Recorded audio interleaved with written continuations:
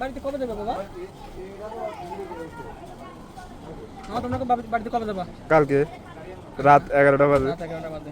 তো আমি যেটা বলতে চাই, গাড়িতে যাওয়ার সময় অপরিচিত লোক যদি তোমাদের পাশে বসে, তার সাথে কোনো রকম বেশি কথা বলার চেষ্টা করবে না। সে যদি তোমাদের সাথে কথা বলার চেষ্টা করে অতিরিক্ত, বা তোমার ডিটেলস জানতে চায় বা তোমার কি আসল সেগুলো জানতে চায়, এই ধরনের কোনো কথা কাউকে শেয়ার করবে না, বলবে না। মানে মোট কথা হচ্ছে অপরিচিত লোক হলে যথাযথ চেষ্টা করবা যে মানে কথা না বলার জন্য, ঠিক আছে? কারণ ভদ্রলোক সে যে অনেকে কী করে, তোমার সাথে একসাথে বসবে, তোমার সাথে ভালো খারাপ কথা বলবে, হ্যাঁ, তারপরে এক পর্যায়ে যখন তুমি তার সাথে খুব একটা আন্ডারস্ট্যান্ডিং হয়ে যাবে, তখন সে তার কাজ শুরু করবে। আর তার কাজ হলো কি, তোমাকে কৌশলে কোনো কিছু খাওয়াবে, খাওয়ানোর পর তোমাকে অচেতন করে ফেলবে, অচেতন করার পরে তোমার সর্বস্ব নিয়ে সে তোমাকে এক পর্যায়ে মানে কি ফেলে যাবে, হ্যাঁ। তো সুতরাং মানে গাড়িতে কি এমন মনে করো, বাড়িতে যাওয়ার সময়, এখন তো সবাই বাড়িতে যায়, ঠিক আছে?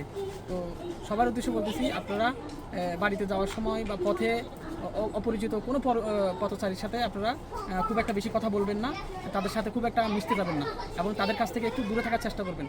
কারণ দুষ্টু লোক প্রতি পদে পদে আপনাকে বিপদে ফেলার জন্য বসে রয়েছে, ঠিক আছে?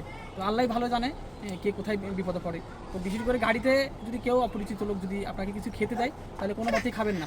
এরা বিশেষ করে যে কোনো খাবার দ্রব্যের ভিতরে, মনে করেন জুসের ভিতরে করে তারা তাদের অচেতনমূলক জিনিস দিয়ে, মেডিসিন দিয়ে তারা লোককে অচেতন করে, তারপরে সর্বস্ব নিয়ে যায়। তো সবাই সাবধান থাকবেন।